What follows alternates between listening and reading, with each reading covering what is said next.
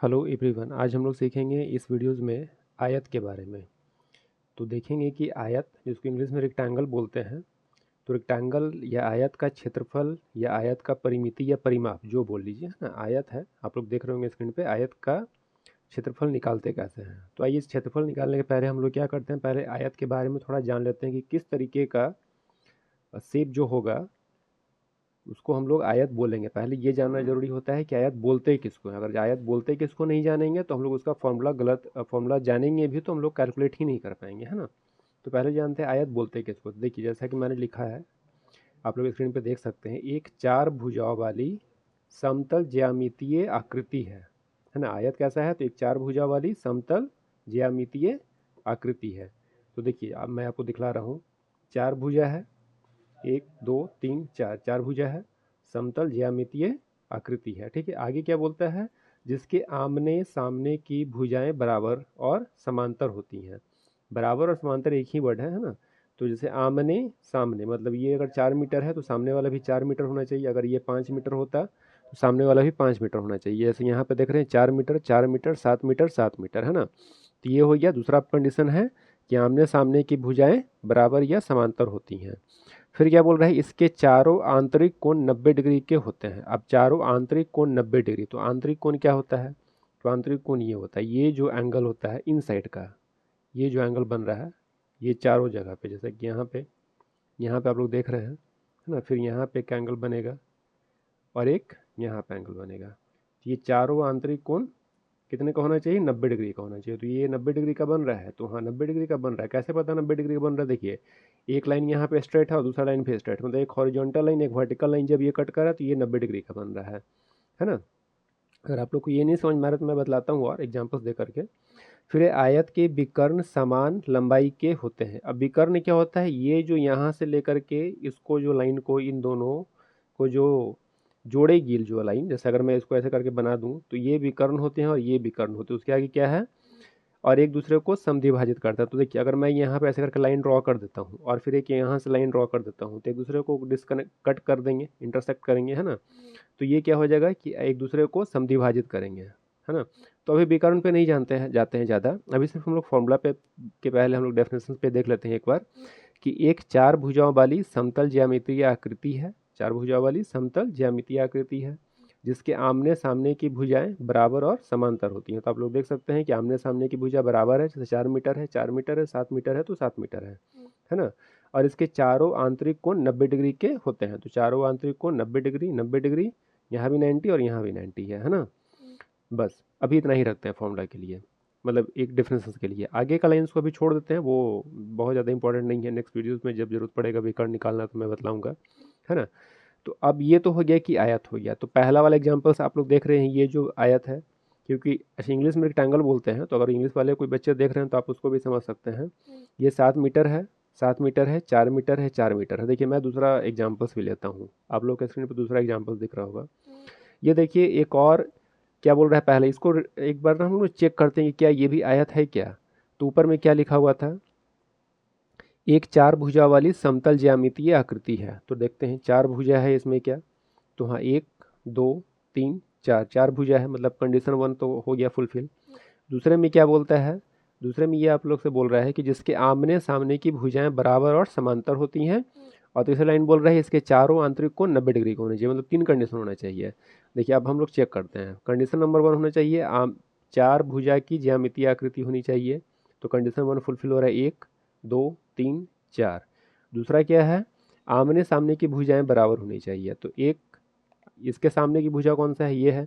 तो देखिए, ये 5 मीटर है, ये 6 मीटर है, तो आमने सामने की भुजा बराबर नहीं है, यहाँ पे मिसमैच हो गया। यहाँ पे फिर देखते हैं, 3 मीटर है, ये 6 मीटर है, तो ये भी आमने सामने की भुजा बराबर नहीं। ये थोड़ा सा ज़्यादा मिसमैच लग रहा है, एक काम करते इसको मैं 4 मीटर लिख देता हूँ, है ना। बहुत छोटा नहीं है ये 4 मीटर रख लेते हैं और ये 6 मीटर कर लेते हैं। तो ये आमने सामने की भुजा मिसमैच हो जा रहा है फिर से, है ना। तीसरा लाइन है कि आंतरिक कोण 90 डिग्री का होनी चाहिए। तो देखिए, यहाँ पे 90 डिग्री तो बन रहा है, ये जो कोण है ये 90 डिग्री बन रहा है। यहाँ पे भी आप लोग देख सकते हैं कि 90 डिग्री बन रहा है, 90 डिग्री का बन रहा है। पर ये 90 डिग्री नहीं बन रहा है। और ये जो नीचे वाला जो देखेंगे, ये भी आपका 90 डिग्री नहीं बन रहा है। अब आपको लोग को अगर एंगल में दिक्कत होगा कि 90 डिग्री कैसे आप बोल रहे हैं, ठीक है, तो वो जब मैं ज्योमेट्री का क्वेश्चंस बतलाऊँगा तो मैं सिखला दूंगा कौन बनाना है कि कैसे 90 डिग्री होता है, कौन सा 60 होता है, कौन सा 30 होता है, या कौन 150 होता है, जो भी एंगल है ना। अभी अब इस वीडियोस में अगर मैं बताऊंगा तो वो फिर एक अलग टॉपिक हो जाएगा और बहुत बड़ा हो जाएगा वीडियो, है ना।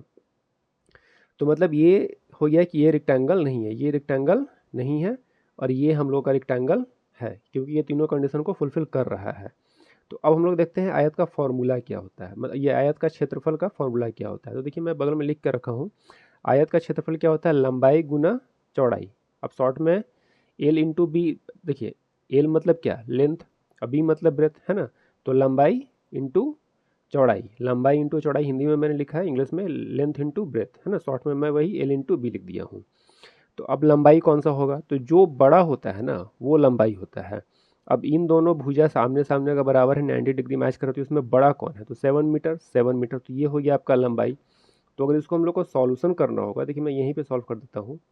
सॉल्व करना होगा कि निकालना है एरिया, हम लोग को आयत का क्षेत्रफल निकालना है, तो क्या करेंगे, लंबाई तो 7 मीटर है ना, तो यहाँ पे 7 लिख दीजिए, आप मीटर भी लिख सकते हैं।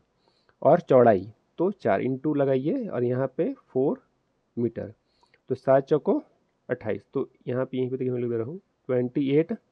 अब बहुत लोगों को लगेगा क्या कि ये 28 ये आंसर हो गया, पर एक्चुअल में ये आंसर नहीं है, इसका यूनिट भी लिखना होता है। तो यूनिट क्या हो जाएगा, एम इंटू एम, तो मीटर स्क्वायर, तो इसका घात 2 हो जाएगा, या आप इंग्लिश में स्क्वायर रूट बोल लीजिए, स्क्वायर बोल लीजिए, है ना। तो 28 m² या 28 मीटर स्क्वायर, है ना। अब दूसरा क्वेश्चन है आयत का परिमाप। परिमाप क्या होता है, तो देखिए परिमाप, पहले परिमाप या परिमिति जो भी बोलते हैं, है ना, दोनों बोलते हैं, परिमाप भी बोलते हैं, परिमिति भी बोलते हैं।